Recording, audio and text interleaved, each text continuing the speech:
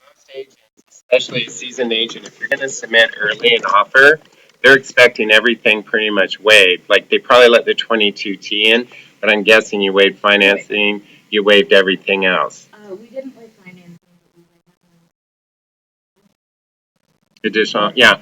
Well, it's a good thing I wasn't the list agent because I would have thrown it back to you and said everything's got to be waived. We like the price, otherwise we're going to wait. Hmm?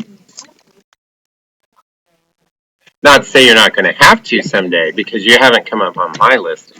But I would be saying, if I'm going to advise my client, let's take an offer early, I expect everything waived, and I expect a nice, big, healthy chunk of money on top of it to make it enticing.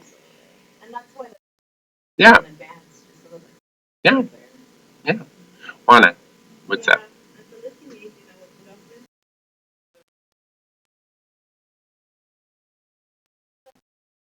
Okay, now, Juana, on putting I understand a lot of agents like to have directions on how they want offers. Be very careful how you word things. If Well, first of all, don't say these are the requirements for submitting an offer. Because if you're requiring some buyer to waive this and waive that, there's a big video by Annie that just came out about a little over a week ago saying that you're putting your seller and you in a position of liability in a case after closing. Because if you put in there, seller requires the following things to be waived on an offer to be submitted, you are preventing that buyer to do their own due diligence and you're forcing them to waive things, period. So now they can come back afterwards and sue because the seller never allowed them the due diligence, which is in the bullet language in Form 21. So you can say what the seller is looking for in an offer, and then you just say, "We're looking for an offer." You're not requiring it. You're just like, "Here's things that the seller would like to see in an offer, but please, write your offer however you like." If you had that disclaimer,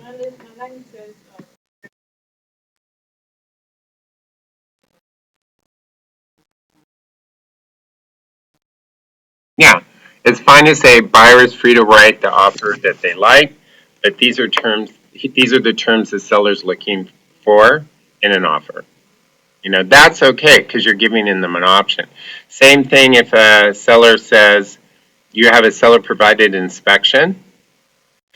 There's a form that I got you better be putting out there. And actually, our forms are starting to get made, actually. Sean's starting to work on them.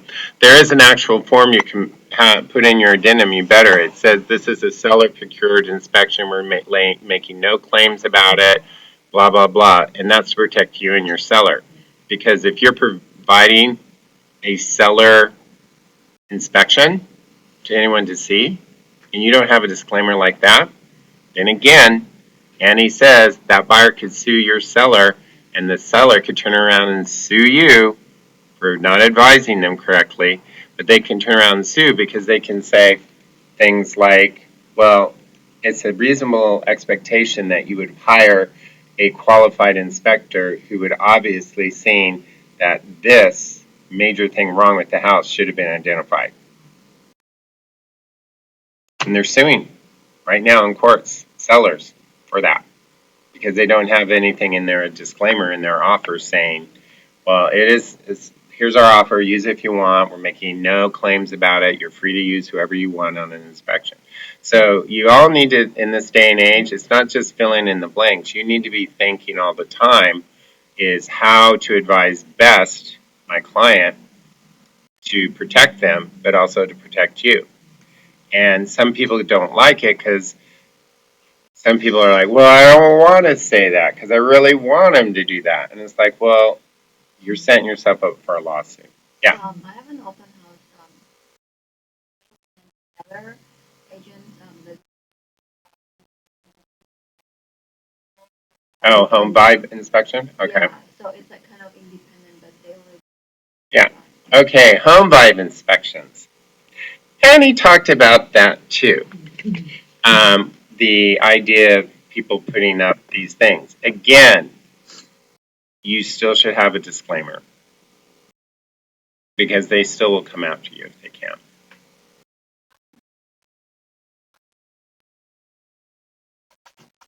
Mm-hmm. So many. Mm-hmm. I said Mm-hmm. that All right. but how about Home buy? for sale that they'll have Well, I would not say it's the norm at all. Some agents advise their seller that let's go have an inspection report and let's share it with the buyers. Because if we do that and we share a sewer inspection, then you're more likely to get more offers because buyers are like, oh, great, now I don't have to pay for a sewer inspection and a pre-inspection. Well, let's go ahead and write. We have it, it's not going to cost me any money to write on this one now. So let's go ahead and write and see what happens so that you can solicit more offers. That's what your hope is.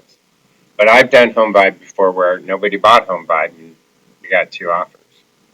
So home buy, I can tell you, if you hire home buy, they'll look where that home is and they'll make a decision where they feel like, is that a neighborhood where we probably could get a lot of multiple offers? And if it's not, they'll just say we won't do the house. Because their whole business plan is based on multiple offers so people will buy this inspection and then they make money. You never do this. Tell your client you'll pay for a home buy, pay for it, send them the inspection report, and think all things are good. Because what you're not doing is disclosing. Because as soon as your client pays for a home buy, the first thing that comes up, it says, this is not a full pre-inspection. We are only in there to look at certain major things. We're not looking as detailed as a pre-inspection will be. And an agent bought it, didn't tell them about that disclosure, and the person went in the house and had $25,000 repairs because HomeBuy didn't look at everything. And they came after the agent. HomeBuy is a company that basically they say your seller can call them, they'll come in, they'll do an inspection, but it's a limited pre-inspection because they're all based on getting them in and out in 45 minutes to pre-inspect your home. And then the seller never sees it, and then it's posted as buyers can go here and buy it if they want to at a reduced rate of hiring their own pre-inspector. And there's no cost to your seller in doing that. But again, it's uncharted territory. I forget how she explained it, but I'm just saying you need a disclaimer at all times. Let's see, I think I have her and oh god.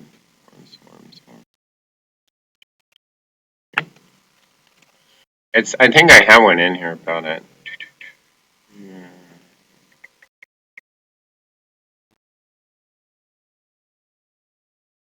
Fairness money. Here it is. Ours is going to be something like this, but here's we're going to get one made up here eventually. This one, if you want, I can share it with you. You can use it for now till we get our official verbiage in, because I know this was written by a lawyer. But it just says has given or is giving buyer a copy of an inspection report dated this date concerning the property. This report is intended to be part of any seller disclosure form 17 that is provided in transaction, whether or not the 2 documents are attached to each other. The inspection report was procured by the seller and is provided for informational and disclosure purposes only. It is not intended to constitute a warranty, either express or implied, about the condition of the property. Buyer is advised to procure their own inspection from a professional inspector chosen by buyer or hire the inspector that prepared the inspection report. Buyer has the opportunity to inspect the property to buyer's satisfaction. Guess what? And at the bottom, it actually makes the buyer acknowledge receipt because the seller signs there, and then the buyer acknowledges they received it, and now your seller's protected from having this inspection that they procured because they can't come back now and say anything because they're making no claims about it. Why you want to go through this? I mean, why don't you just have, if you want to do inspection, just hire your own inspector and just come to the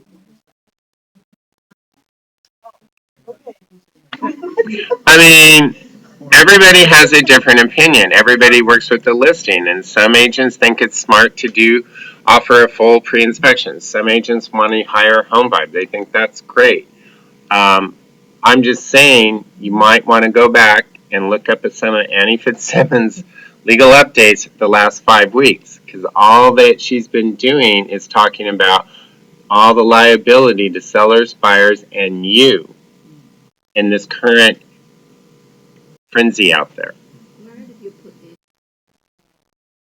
This is in my own private folder. You mean like when you sign it?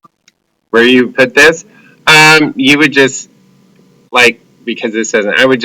I would either copy paste this and put it on a form 34 just like that, and then put it in the contract. That's what I would do. Or right at the top, form 34. And where can we find it? Well, the only way you're going to find it is you better email me and I'll send it to you. Because it's not anywhere official yet. As Sean completes forms, we'll have a spot where you can go into the intranet. He's working on 2 right now that I know of. And then slowly we'll get through this backlog of forms I want. Sooner than later for you guys, okay? Does that answer the question though? Okay, but yeah, go back because Annie was I think it was about 3 weeks ago. She has a whole 5-minute video about sellers providing home inspections and sellers using Home Vibe and all the liability your seller could have and you as the listing agent. I strongly suggest you watch her video. Where can I find it? And she's with Seattle King County Realtor Association, STAR.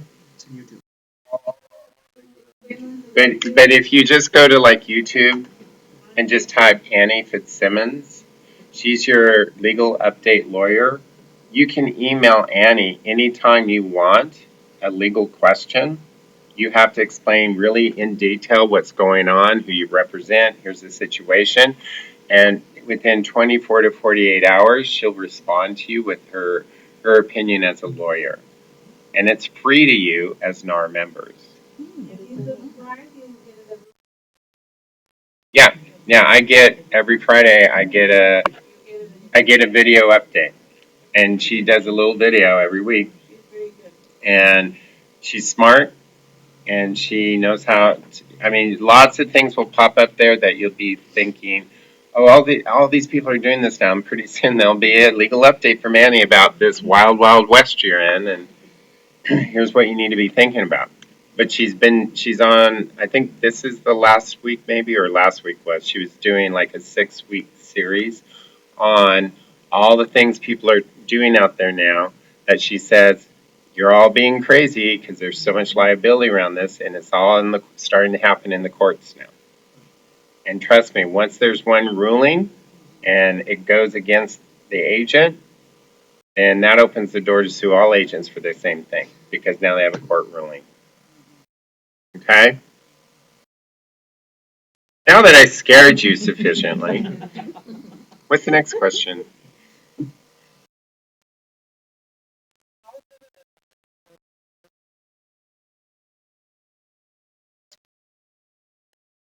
How, you mean one that they pay for? No, the one.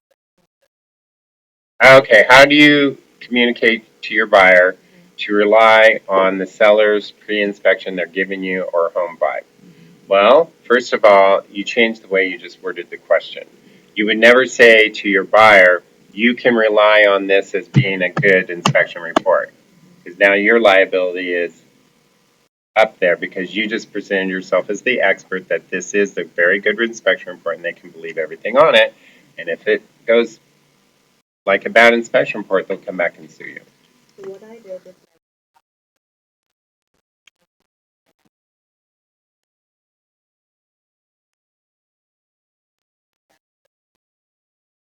Yeah.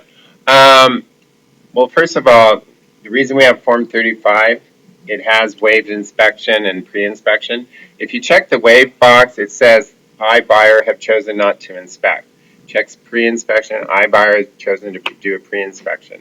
And both are saying, we understand what you're waiving. So when you put the 35 and you check either one, the buyer signs, you don't have to say to the buyer, can you please email me that you are okay waiving inspection, because that's already in the contract. I want to go back to your question though about telling them you can rely on the inspection. You never say that, because you can't. You can't guarantee if they can rely on any inspection report, because you're not a licensed home inspector. You're not the qualified person to say whether it is reliable or not. What you need to say, and this is a conversation you're all going to have with your client, I'm sure, verbally first, and you're going to go, buyer, there's a seller inspection that they're making available to all buyers. I can ask for it, you can read it, but what I want you to understand is this is a seller paid for inspection. So the inspector came in to, look at for the seller. This inspection was not made for you specifically, and I want you to understand you still can have a pre-inspection if you choose to, if you want to have your own inspector who works for you. I can't guarantee if this is a good inspection or not. If I know the company, I'll say, well, I know that company, I've used them before, and they do quality work, but you can never guarantee to rely on it. You know? So if it's a free one and they just say email and tag, I'll always email it. Yeah, send it over, and I'll always show it to my client. But I always say, after reading this, you still can have a pre-inspector go in for working just for you. And I want you to be aware of that. You don't have to just say this is all you're allowed. And I would follow that conversation up with an email, so it's in writing, and say, hey, I just want to follow up about our conversation on relying on the inspector's report or not today, and that, I want to make sure you did understand that it is the seller's procured. I can't guarantee it. No one's going to guarantee it. If you feel like it's not answering all your questions, you still can, if you want, do a pre-inspection. So, and can you please reply that you read it now and that you understand? Yeah.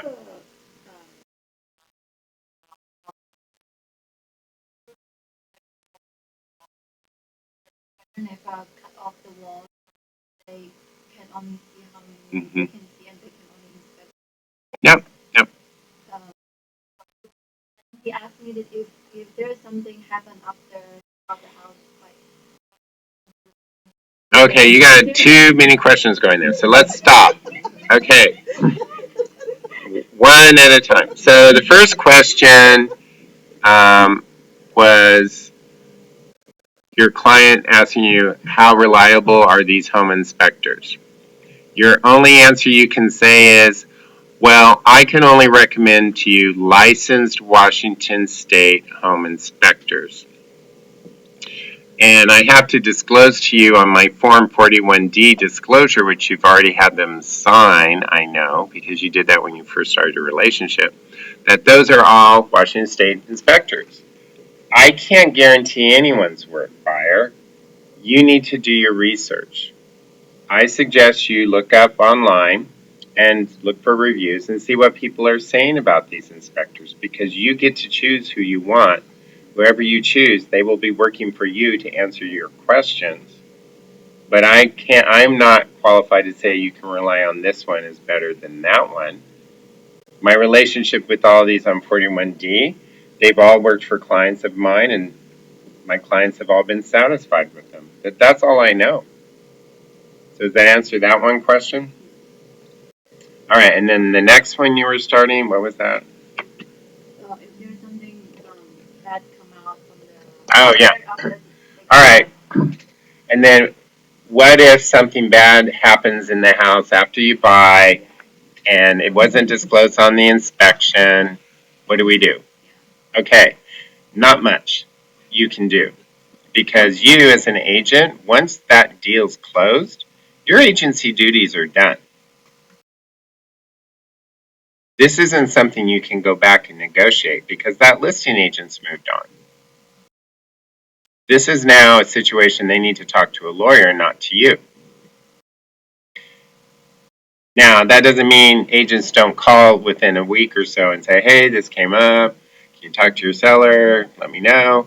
I mean, and so you can tell them, well, I can make a call, but I need to let you know there's not much I can do now because we've closed the contract and there's nothing I can negotiate around this. Now, and then I say, but I suggest you get the advice of a lawyer because I really don't know how to answer, well, can you get the seller to pay for this or not? That's a lawyer question because this would have to be disputed in court. Sometimes I'll say, but before we even go there, why don't you get the thing fixed so you know your actual costs? Because sometimes when I say that, my client goes, okay, that makes sense. Because I go, what are you asking for if you don't even know what it costs you? And sometimes they'll go and do that, and they'll come out and go, oh, it was just a couple $100. I'm not pursuing that in small claims court, and then it goes away. But if it's major stuff, they need to talk to a lawyer because maybe they have a way to go back after them. But there isn't much, that's about all you can do after the deal closes. I do know Washington State, it's going to be a hard one if it goes to law to probably win a case of saying this is, wrong with this house and this buyer or this seller has to pay for it. I'm not a lawyer. That's my disclaimer out to the world. But I do know there's a big case that happened a few years back up in Blaine, Washington.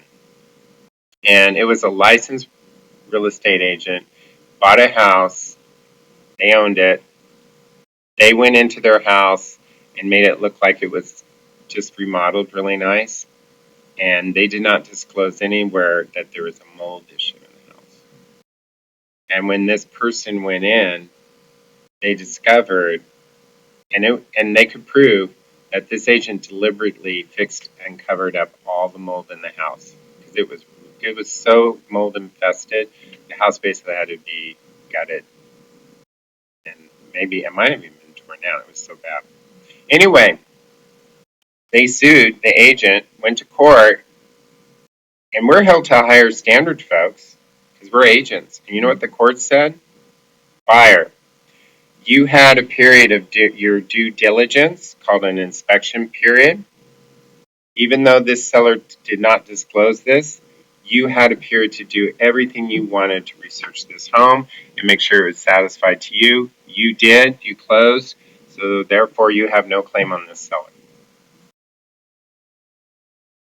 So that's a ruling that any judge is going to look at when a buyer comes in after closing and they're trying to say this seller I'm suing because they didn't disclose something.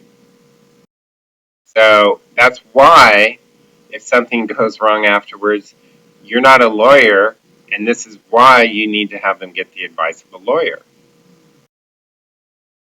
But it seems right now courts aren't ruling in favor of buyers in this kind of situation. Are you leaving, Juana? You had no questions for me today? None? Okay. Thank you for coming. Okay. Thank you for coming. I appreciate it. All right. Next question. Yeah.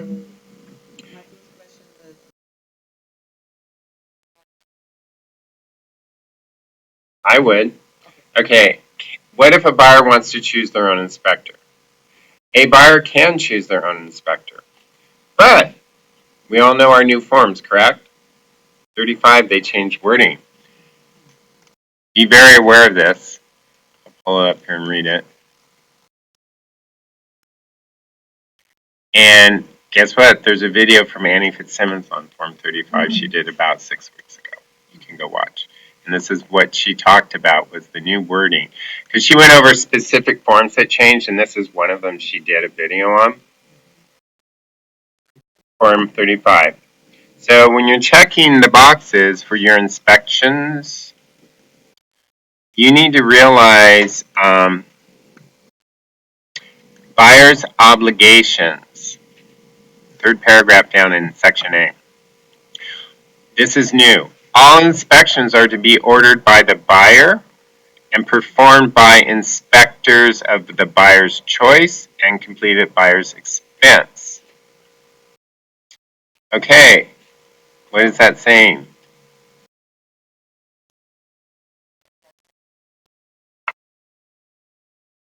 It's saying the buyer gets to, they get to order whoever they want. So yes, if your buyer wants to order an inspector that's not on your Form 41D or whatever, they can. But now you got to first read what's in the first paragraph, section A.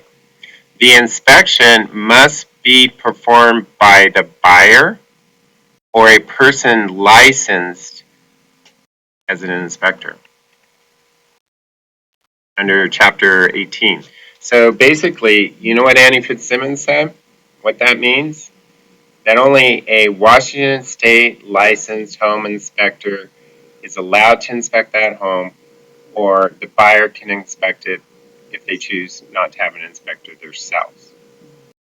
What does that mean? That means the old days, well, we're just going to bring in my dad who's a contractor. I'm going to bring my friend who's a contractor, and they're just going to inspect the home and let me know. Well, you know what? All the seller's giving you permission is for you, buyer, or a Washington State licensed home inspector to inspect the property. They're not saying you can bring in anybody else but that.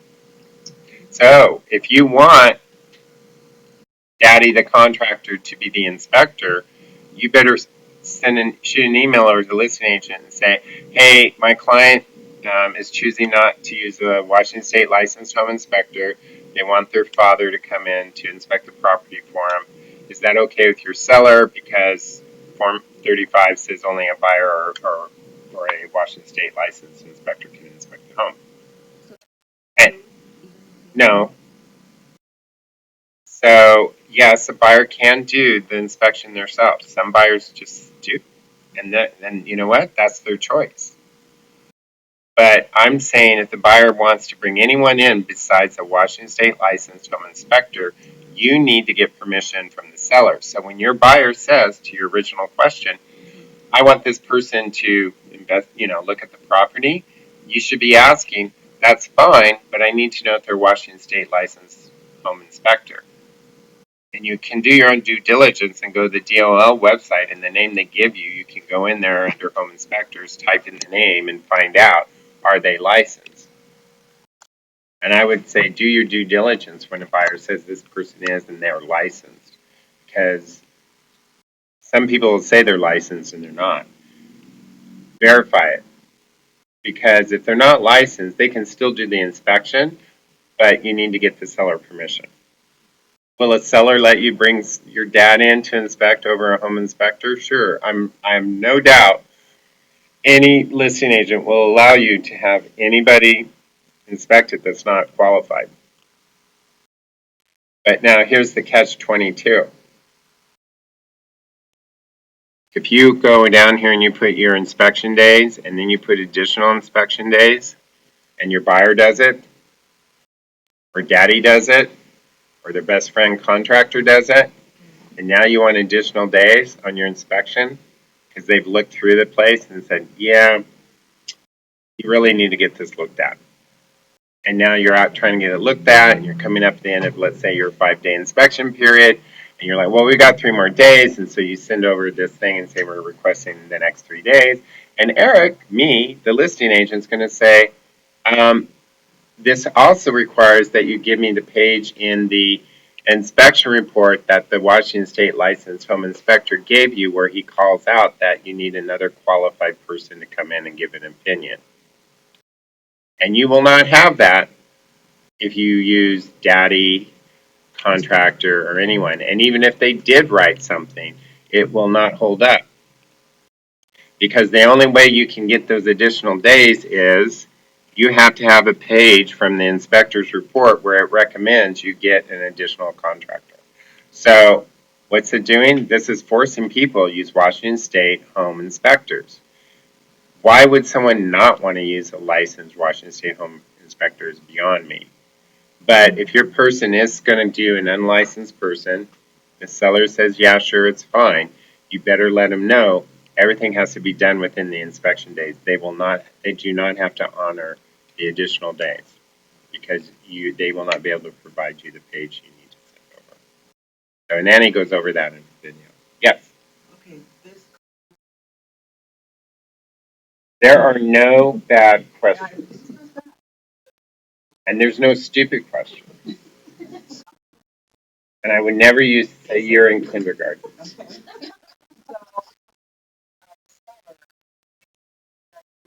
Pre-inspection for some reason. Mm-hmm. Is it okay?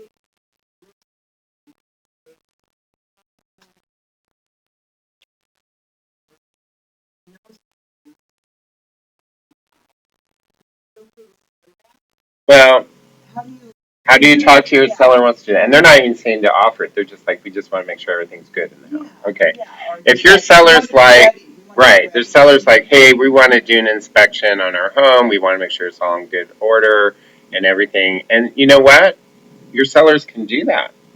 That's a very proactive seller. It's not a bad thing that they want to have a home inspection done and say, we want to know what's going on with the house.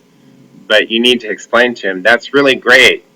But everything that's listed that inspector calls out, you will now have to turn around and explain that all on a Form 17. One way is we give this inspection with the Form 17 and we use the disclosure I said earlier. Or you handwrite it in a Form 17, all this is what's wrong. Or you now have to go through the house and make every single repair. So it's no longer a problem if you don't want to tell the buyer. So it could be opening a can of worms for your seller they may not want. So you need to let them, so you would advise them of that before they go out and do it. Because that person might say, oh yeah, it's squeaky clean, and then you look at the inspection report and saying, all these GFIs are not grounded correctly, and the gutters, whatever, are clogged up and need cleaning, and the roof is on its last leg. It's going to need to be replaced in 3 years. And your seller's like, yeah, everything's good. Let's go on the market. Well, guess what? You got to disclose that roof needs to be replaced in 3 years. What's that going to do? If you're not in a multiple situation, that buyer's going to say, well, you need to put a new roof on. Had you not had that inspection report, and you had no knowledge about that, but you had someone come in and clean the roof, have all the moss on it to get rid of it because sellers do that to make their house look pretty. And then the buyer did their inspection, and that inspector may not have said, hey, it's on its last leg. They may have said, yeah, it looks okay. It'll probably last another 10 years. And now the house sold, and you guys didn't get stuck with buying a new roof. But had the seller done his report and it said 3 years, anything under 5 years, if a lender hears it, is most likely going to make that roof a prerequisite to be replaced. And so I personally just tell my sellers, don't bother doing an inspection. I say, why do you want to know what's wrong with your house when you're about to put it on the market and you have to tell everyone what you know about your house? But let a buyer figure it out. I said, even better, if we have multiple offers, the buyers will figure out in a pre-inspection, and they'll be like, whatever, and they're going to sign off on it anyway. They're not going to ask you to do anything when you're in a multiple offer. Okay? Does that answer your question? Okay. I feel like I'm the teacher with the stick up here. Now, listen to me. Do this. Bye.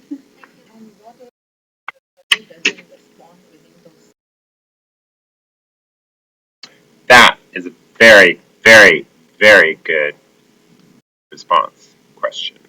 Okay, the question was, what if the seller doesn't respond within their inspection deadline timeline? So I'll just write on here. Let's say the seller has 3 days to respond to your request, and then you have 3 days to respond to them. All I can tell you is those two response times, agents mess up all the time on timelines. When you deliver, and if you had 3 days typed in, then the seller has 3 days to respond.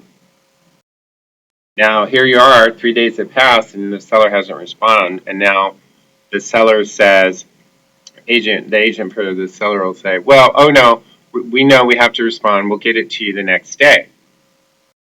Well, you're calling them on day 4, because day 3 you should have got, so you're calling the next day, that's day 4, and they're going to get it the next day, that's day 5, and now they send it over.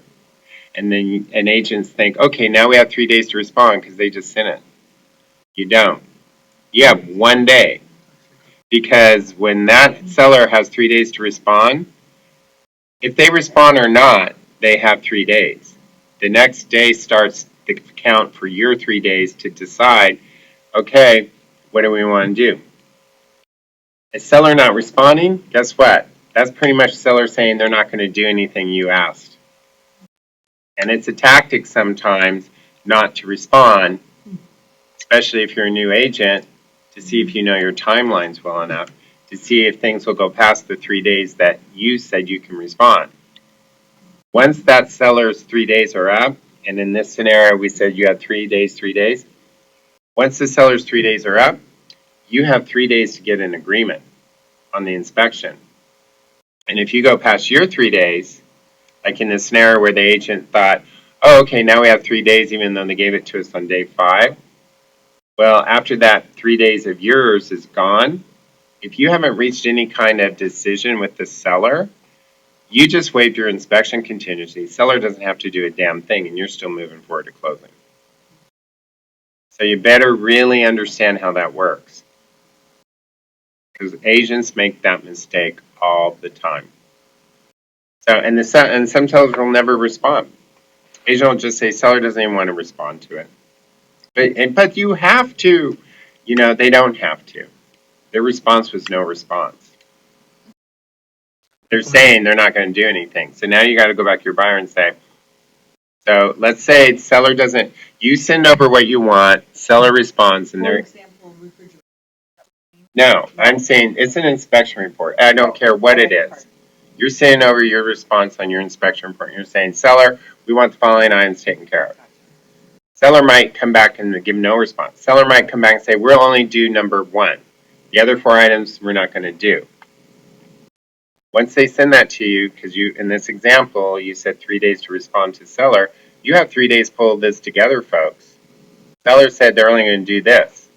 So you got to go to your buyer and say, are you happy with that? If so, let's move forward and say we're fine. We'll check the box. We accept the seller's response. Inspection continues over. But if your buyer, But if the seller doesn't respond in their 3 days, doesn't matter. then Timelines always go whether you respond or not. Same on HOA. You've got 5-day review period once you get that resale certificate within 10 days. If that seller has not given you the resale certificate in the 10 days and you're on day 11, your 5 days to review that begins on day 11. And you have 5 days to review that HOA. Just like on here, you have 3 days from, timelines begin whether people respond on time or not. You have to watch your timelines.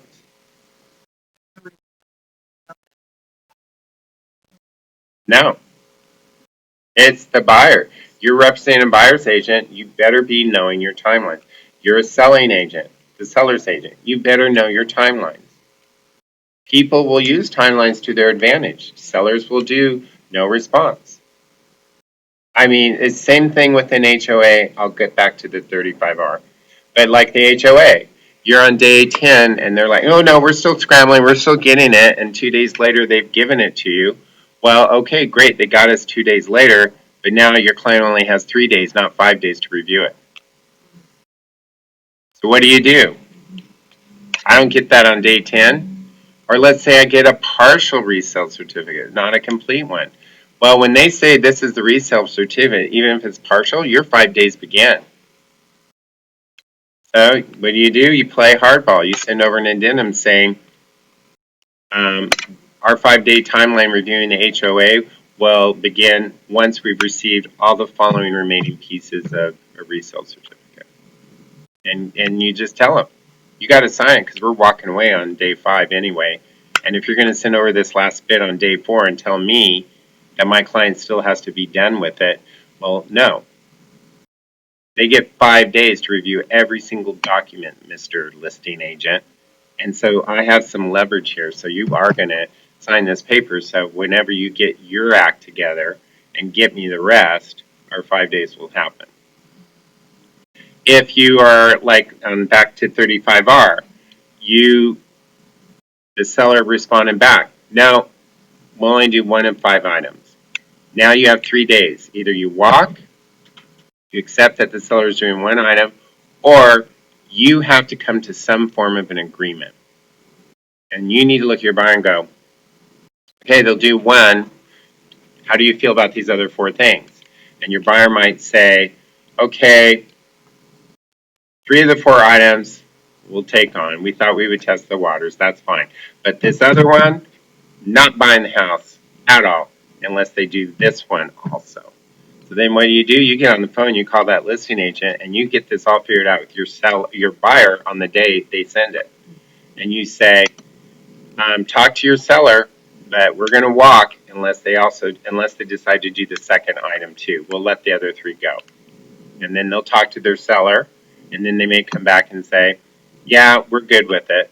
Then you would check the box saying, we've come to terms with an alternate plan, but you better be sending the Form 34 with it so it's all in one PDF, because on Form 34 now is where you're writing, seller agrees to do the following 2 items.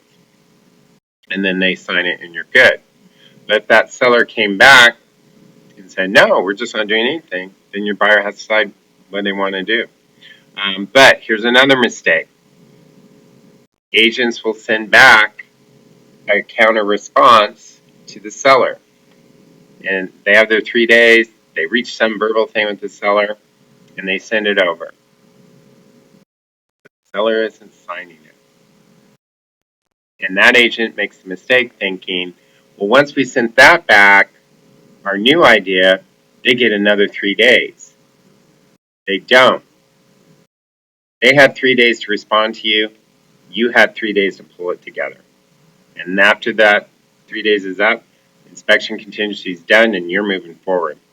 So if you send something over to the seller that they said, yeah, we'll sign that. This is why I tell people always get things done quickly. Do not wait to the last minute.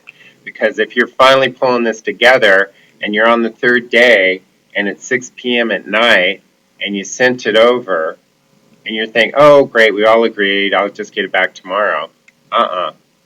You got to get that back in your box before 9 p.m. tonight. Otherwise, the seller can just say, oh, we just didn't get around to signing it. We're sorry. Well, you know what? Sorry, it's not going to sound good to your buyer because the seller doesn't have to do anything because you never got any terms. And you as an agent failed your client, and guess who that client's going to go after? You for not watching a timeline. Because now they're buying the house and nothing's getting fixed that they wanted. And agents mess up on the timeline around inspection all the time, and also on that HOA 5-day review period. So is that any questions around that? Yeah. Yeah. I've done that. I've actually gone in and I've had inspection periods, and they're like, we're only going to give you 5 days, and we're not going to give you any additional days, and blah, blah, blah. And we're like, yeah, sure, fine, bring it on. 5 days, I can do it. We inspect on the 2nd day, because I said, I want to give us a little time if we need it. And lo and behold, looks like that foundation's about to blow out, the house is going to fall down the hill, and we need to get some people in there to decide, can we prevent the house from falling down the hill, and what is it going to cost? Well, I know I'm not going to pull that together in the next 2 days. I need to get a couple companies out there to bid it. We need to understand it more so we can formulate a response. What do? And this isn't even my first response to the seller. I just call up the listing agent and I go, well, I know you said you only wanted a 5-day inspection, and we were fine with that too, but that was until we realized that there's some major issue with this house maybe sliding down the hill because it looks like the foundation's giving out. But I wanted to let you know, listing agent, my client is not wanting to walk away. They're still interested in the house, but they need additional time to get a couple companies out there to educate them on what the listing agent or the inspector said to see if it's really as bad as he thought, or if there's a simple fix, or if there is a fix at all, or if the fix is expensive if it's one they want to take on. So I'm sending over to you Form 34 now saying that our um, inspection period is going to be extended additional 10 days until this date. And I'll write the actual date. And we need your seller to sign it and send it back today. Because you have leverage right now. You're in your inspection period. And guess what? They'll probably extend because you just disclosed to them there's a major problem with that foundation and then falling down the hill. They're going to have to disclose that to anyone that comes along now. So they're not going to like you, but they're probably going to give you the additional time because you said, and I always say it, I go, my buyer's still really interested in this house. They're not walking away because of this information. It's not scaring them. They just want to understand what the repairs are needed so they can formulate a proper response that you and the seller can work on. They'll give it to you then. Okay? Now, if you're on your last 3 days and they said, no, we're not going to do anything, and you come back and say, well, we want an additional time in these 3 days to negotiate this out, maybe they would give it to you. But at that point, if I was listening, I'd say, we're not extending those 3 days for you. We've already told you what we're doing. Figure it out. You got 3 days to get a deal here that we like, or we'll waive it unless you walk. Okay? Yes. Oh, what? Thank you. So, You know, when you're behind my peripheral vision, oh, no. I don't know unless you're screaming and waving your hands. It's all good. So Okay. each time you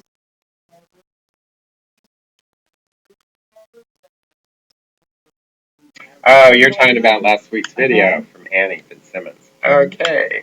Very good question. Question is, every time you send over stuff around the inspection report back and forth, do you have to send the entire contract? No, you don't. When Annie Fitzsimmons was talking about sending their entire contract back and forth, that's when you're negotiating the contract originally. When you're negotiating a contract and you send over, here's the entire offer, and that agent says everything's good, but they'll send it back to you and say, but these pages we need initials. And if they should always send back to you, here's the entire offer back, here's our changes, please sign. Your client should initial whatever they want, or if they're going to initial some and counter on something else, that's fine. But now you send the entire contract back. And there's a lot of lazy agents who will, like, you send the offer and they'll send you the 4 pages and say, here's the 4 pages we need initials on. What Annie's saying is, how do we know those 4 pages are really part of that initial contract? You need an actual PDF that shows, here's the entire contract we're all agreeing on. Because she said agents will send back, yes, we have mutual acceptance, here's the 4 pages. And Annie says, okay, you've got 4 pages you say you're mutual on, but are these also inclusive with all the other pages you had going back and forth or not? So that's what Annie's talking about is initially. Once you have a mutual contract and you add addendums to the contract or you're doing a 35-hour response back and forth, we know what the original mutual contract is now. And the mutual contract says you can add additional things to this contract if all parties agree. So all that stuff you're going back and forth with after mutual, those are the things you're agreeing as additional things to be implemented into that contract, which was mutual. Okay? Yeah. Mm-hmm.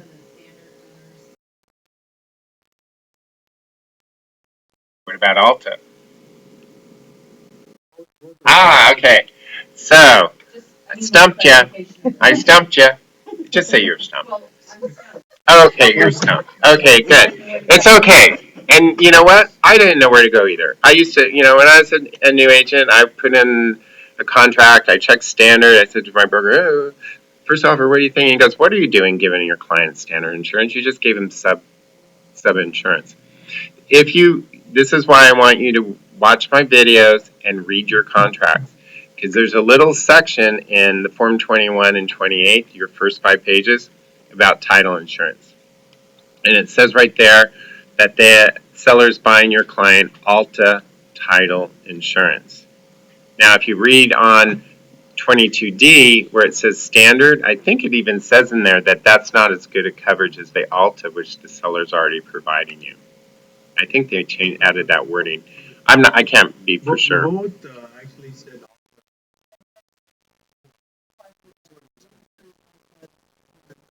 All right, let me pull it up here.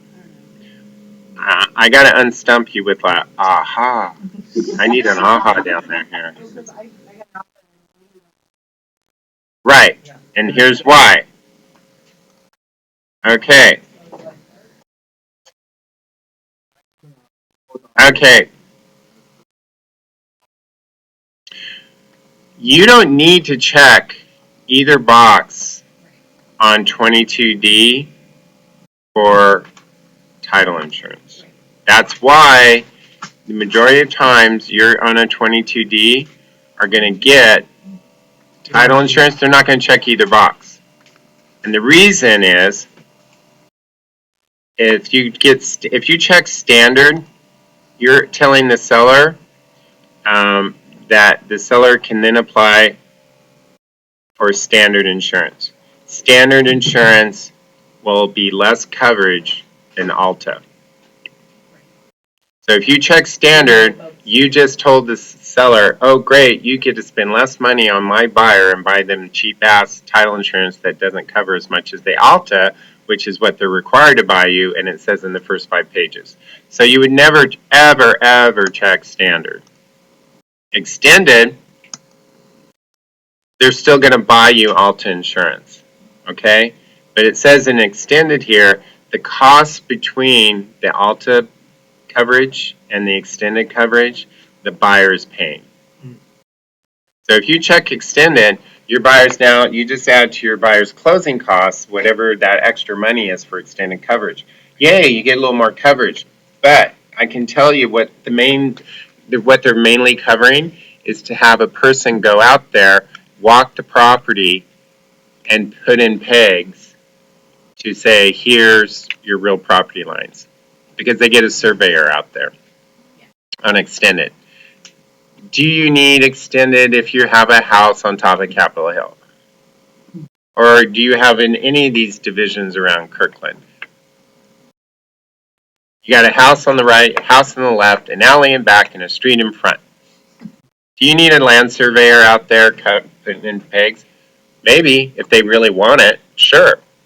But generally, if you have someone's buying acreage or waterfront property, then I think it's a good idea to say to your client, you might want to pay for the extended because you want to really make sure where that property line is and what you're about to buy. Because if you're buying 5 acres, you want to make sure where that 5 acre line is because your neighbor next door may have 10 acres and he might be assuming that what you're about to buy is on his because he's been farming it the last 20 years. So yeah, in those situations, it makes sense to go for extended. Okay? So what if you don't select? If you don't select either, then they just get Alta title insurance, which is what it says in the first 5 pages of your contract. Which is No, Alta is better than standard. Extended, the seller still is buying your client Alta title insurance. You as the buyer is saying, I want to pay on top of the Alta coverage for extended coverage so I can get the land surveyed and have a few other things covered. Seller doesn't have to pay for that. It's just a decision your buyer wants to do. May I share something? Yeah. The second house that I bought in a neighborhood,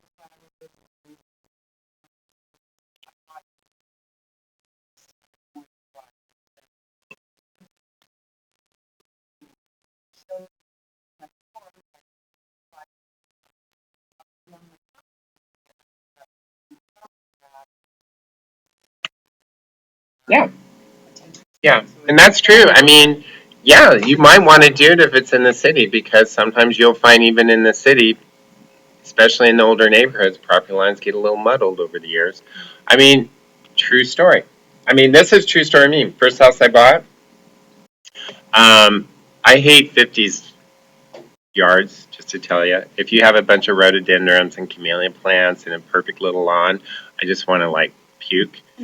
Um, because I'm just like, can we update this a little more current?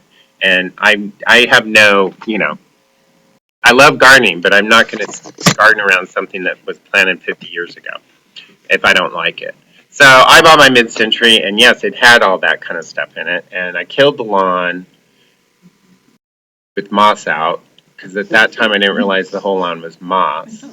And then that began my torch and burn policy, which I realized because then I just thought that day, well, I killed the lawn, which is fine because I really didn't want to mow it.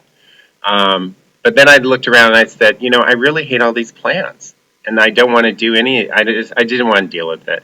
So I literally took a chainsaw and went out and I mowed everything down in one weekend. And I built a beautiful garden after that. But all my neighbors were like, "Are you okay? What's going on?" Our neighbor's a little psycho. And I just said, I just don't like my yard, and I just don't see any reason why I should even tend to it if I want to get rid of it. But I don't know what I want yet. So right now, I just want a clean slate till I figure what I'm doing. And I did. I had a clean slate for about 3 months, nothing. It was dirt. And anyway, but the back of the yard, I was on a slope, so there's a rockery in the back. And this is a time when I didn't have extended, but I had a really psychotic back neighbor. That's another story, but he was truly psychotic. Other neighbors agreed. But anyway, he came out screaming at me, how dare me to chainsaw down these two giant sticks of what might have been a tree by accident that blew in there that was gnarly, that those were his. And how dare me to kill them. And I turned off the chainsaw, and I heard him over my chainsaw, by the way. And I calmly looked at him and said, I would assume naturally that this rockery that's holding up my yard and house would belong with my house. And he just gave me this long, long thing. And I just looked at him and said, it's dead. I cut it. It's not coming back. And I said, it's my rockery. And I'll do what I want.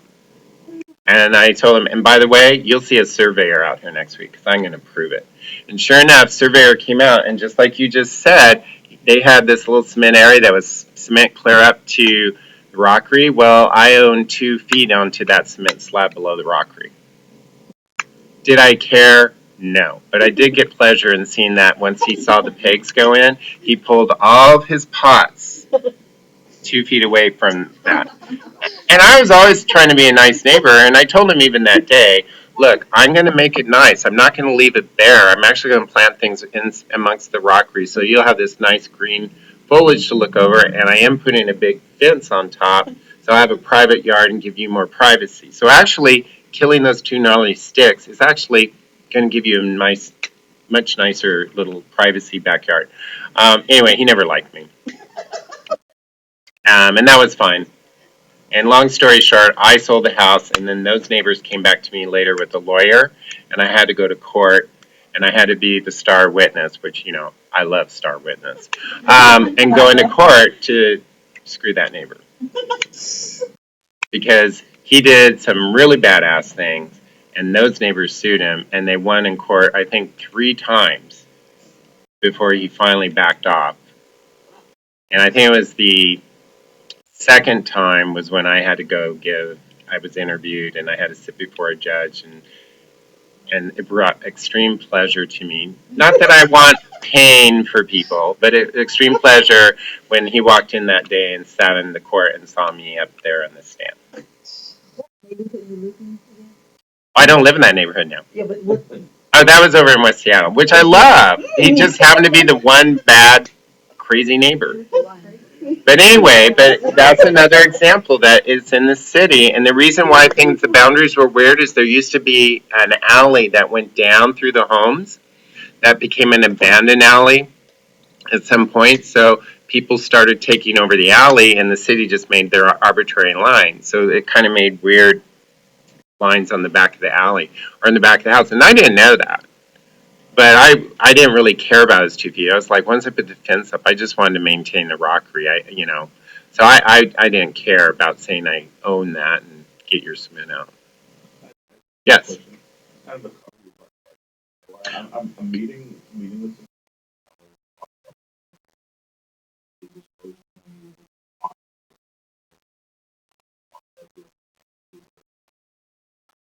Wait. I'm getting confused right there. Okay. You start over again. Okay, so I'm meeting with these sellers. So you're meeting yourself. Okay, so you're gonna list the house. I'm looking at listing. Yeah, Okay, so you're going in and I'm selling talking to them, and your they're value. showing me what they want to do before they go to sell. They bring up that they had met with this contractor, Yeah. and he's advising them to do a couple of things, Yeah. and that he could just like grab their house. I think Oh, and they're telling you this? Yeah. Okay. So for my many listeners out there, wherever you may be, this seller that you went to, do a listing presentation, walks you around the house and says, I brought a contractor in and he's telling me how, he could illegally remove the asbestos on my ceiling and do some other things to the house that are not really to code, and then what? Well, I told them that you'll have to dispose of something. Yes. People could come after you. Yeah. Yes, I'm happy to hear that you said this will have to be disclosed on Form 17. Now, many people do remodels on their house and don't get permits, and they disclose that. Okay? I have no problem if he had said, well, we're doing this, but it's not permitted. And I'd say, that's fine. We'll just say it's not permitted. But if the seller in your circumstances is saying, well, we're going to remove the asbestos, but we're just going to rip it out. We don't care about any of this, doing it properly for hazardous materials, then I would do what you did too. And that is say, well, I need to let you know, if I'm to be your listing agent, you need to do this properly, because you could be liable for removing it and not admitting that you did not follow proper directions to make sure that it's, all hazardous waste materials left. My question for that is, Right. I have no worries. Right. I noticed it's removed. I asked them. Nope. This was no. It's none of my business. No. And then here's the next question. Okay. If you go to the house and you see they've removed the popcorn ceiling, first of all, you probably wouldn't even know there was popcorn ceiling there before, because you would just see, oh, it's a nice ceiling. So that probably wouldn't even come up in the conversation. But if they say to you they removed the popcorn ceiling, I would probably say, it looks great. I'm probably not going to say, did you do this through hazardous blah, blah, blah. You might look at a house and see popcorn ceiling, and your buyer might actually look at you and say, oh my God, that's asbestos, we can't buy. Well, I would first say to my buyer, well, before you even go there, did you realize that they did take asbestos out of popcorn ceiling at one point? So there is a lot of popcorn ceiling out there that does not have asbestos. We don't know unless it's tested, And even that seller that was taking it down, obviously I guess they must have tested to see if it was asbestos first. And they're going off a contractor rather than you. Well, they met with him first. Yeah. Well, I would just say you got an issue here. So, if they met the contractor first and they're walking around telling me, well, the contractor said he can remove this illegally, this asbestos, it's going to sell your house better. I would probably look at the seller and go, let's talk about what you need to do to your house to get ready. Because it kind of sounds to me it would be beneficial to your contractor to do lots of repairs on your house to get it ready because he says it's going to make it more because he's getting paid. My question to you, seller, is one, it concerns me hiring a contractor up front who's admitting right up front that they're going to do things illegal and now you're going to put it back on the market to sell. That doesn't make sense because you're putting yourself in a very liable situation. Second, I want to know everything that contractor said you're going to do because I bet you a lot of that you don't need to do. So let's go down the list first. Oh, that ceiling that he wants to illegally remove, I just leave it and not touch it. Because the cost of removing this could be thousands of dollars. That does not mean that suddenly you're going to get thousands of dollars more in your house. That's not really, to me, a beneficial thing to do when you're turning around to sell this next month. It's a beneficial thing to do if you're moving into the house and you just hate popcorn and you just want to get it out and enjoy your home. Then it makes sense because you've lived here a while. The costs all work itself out when you sell. Now, let's go to the next thing the contractor told you. Because some of the things the contractor said might be valid, but at least in that awkward situation, you're getting them out of doing the illegal part. Because the other stuff he might be saying, well, I can do this, we just won't get a permit. And you can say, well, that's your choice if you don't want to get a permit, but we will have to disclose that you didn't get a permit. But I would like to know, is he a licensed bonded contractor? Let's check him out on DOL because I will be asked by buyers, well, did they do a licensed bonded contractor or did they do it themselves? So that's another way to get out because if you do it that way, when I think back to, when you first brought up that question about the asbestos ceiling, if you do it that way, you're selling your value as to be their listing agent. You're not just saying, oh, well, now as soon as you move that, you have to disclose this. You're telling them that, but then you're also saying, but you don't need to do it. Right. So that makes you look more qualified than the contractor and makes you more confident in their eyes as to who they want to work with.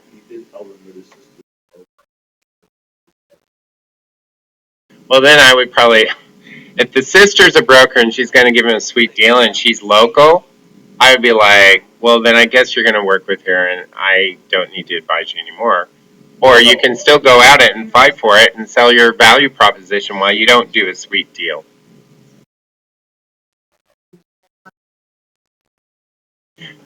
Yeah, contractors are always going to say you need to do things because why?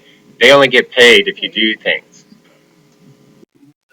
They said that his thought it was extensive and overblown.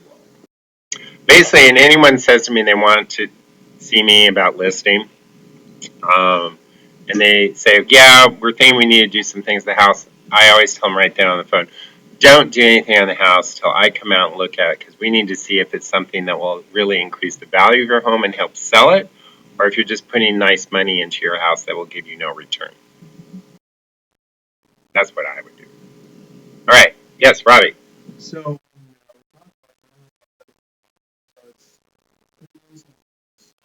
If you put 3 days. yeah, No. but there's lots of back. Okay, I'll go over it again. Yeah. Okay, 35-hour timelines. You have a time period that you understand that you have to get your inspection response in. That part you understand, right? Okay. Then you have, after you've turned it in, you have 2 timelines and you just have to watch them.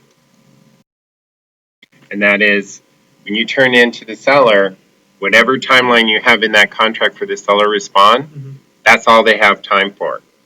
And your days to respond to the seller begins the very day after their three days, if that's the case, ends, period. Doesn't matter where they've turned in to you yet, doesn't matter at all.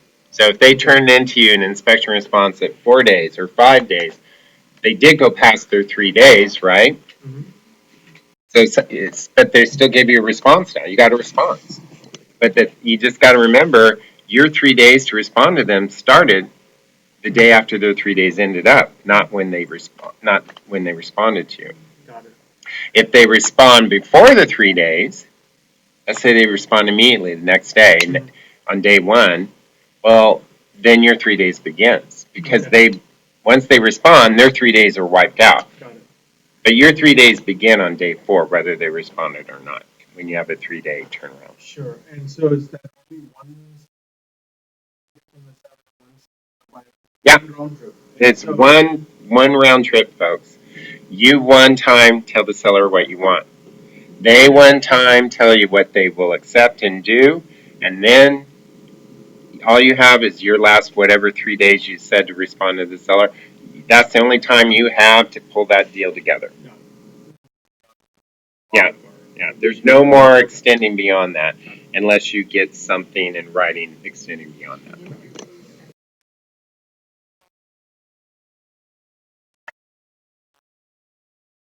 Yeah, yeah. If the seller responds back and says, um, seller to pay $3,000 closing costs, it's good to say, say, hey, we want to say an additional 3,000 closing costs, so there is a total. The seller's paying a total of this amount in towards closing costs. That's the best way to word that if they want to add on to closing costs.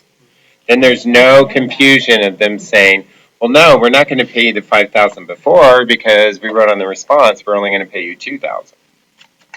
And I still think that'd be a weak argument in court. But it's better to say that I always do that. And you know what? And the reason I do that is because escrow has come back before and they get confused. So yeah, if they're going to add more closing costs, um, just write in your response to him if you want more closing costs. Just say, seller contribute an additional $3,000 towards closing costs for a total of $10,000 closing costs paid by seller. Okay. Yeah. Okay. Here's the question. You trying to stump me down there? Someone just said sellers can only give $6,000 closing costs. That is inaccurate. You always need to talk to the lender of your buyer and ask them how much can the seller pay in closing costs, because it's different depending on the program and all. Okay. FHA may say only up to 6,000, then that's all they do on FHA, only 6,000 for that one. Even if Yeah, exactly. If your lender says 6,000 is all you can have in closing costs, and you negotiate that they're going to pay you 10,000 in closing costs, they're only going to pay 6,000. That other 4,000 is lost. So a lot of a lot of agents think that they can come back and go, well, since they didn't pay, 4,000 of the 10,000, we would like the seller to put that towards our down payment, or we'd like the seller to just give us that money back, and you can't. And the seller doesn't have to, because where it says closing costs on 22A, you're just saying, when you put in a closing cost amount, is all you're saying is seller is willing to pay up to that amount of whatever the closing costs may be. So if the closing costs are less, they don't have to make up the rest. So you want to know what your options are before you write down closing costs. So I always talk to the lender up front. When I get a pre-approval, I just ask them right then, hey, thanks for the pre-approval. I may ask you to adjust this later depending on the kind of situation you're in. But most of all, I need to know how much can I ask for in closing costs. Okay? That's it. We're good? It's 3 o'clock. All right, one last question. On 22E. 22E? Yeah. So when you send the so there is the number of Right. mutual.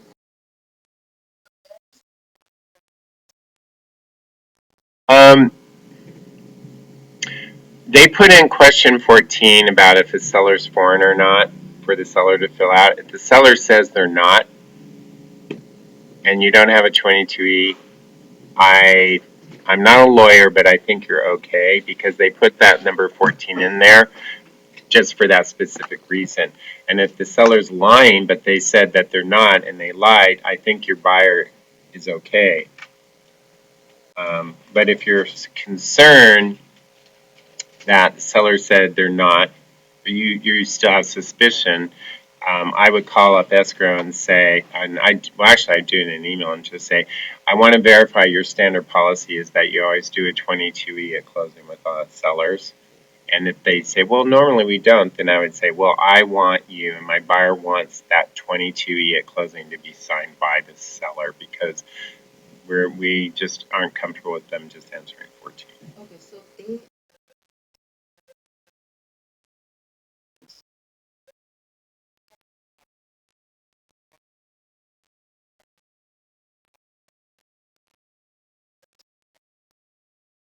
Right, but then you need to call your escrow. If the seller sent a 22E and you're saying that they didn't sign it, yeah. Well, whatever they have it at escrow, they're supposed to, make sure it's all filled out correctly. But if you look at 22, there's one thing I want to look at real quick. Yeah, I would just, first of all, did they check I am or I am not at the top? I'm not. So they said they're not. Okay, that's all fine.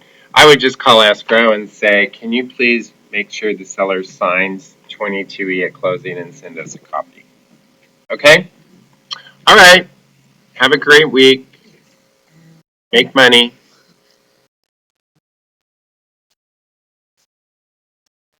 Yeah. If there were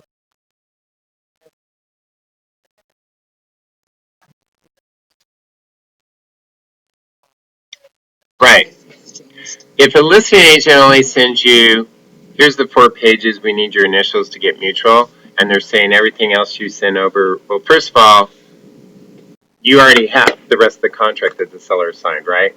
You have a choice. They send you back the last 2 pages and say, just initial these down, we're good.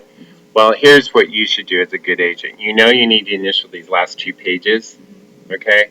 Take those last 2 pages that are initial, print up the rest of the that you already have all signed around, make it one PDF, and then send the whole contract back to her and say, congratulations, we have mutual acceptance, see attached.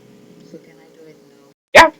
Yeah, are you accepting what they're going to send? Yeah, we accept. Right. We sign that. Yeah, if they send you back 4 pages and you just have to initial these in your mutual, then go ahead and have your client send it, but then make a PDF of the entire contract signed around and send that back to them as the mutual contract. Don't send back just 4 pages saying you're mutual. Okay? Okay, so what should Yeah. Yeah, you get to arrange things in real estate. It's called print up the original counter they sent you, okay?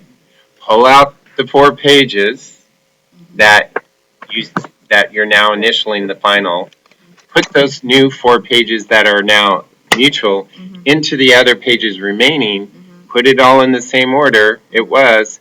Make a PDF. Now you have a PDF of the entire mutual contract, and that you are now going to send back to the seller and say, congratulations, we have mutual acceptance. And you send it to both of their emails, brokers and the brokerage email. Okay? All right. Thanks. You're welcome.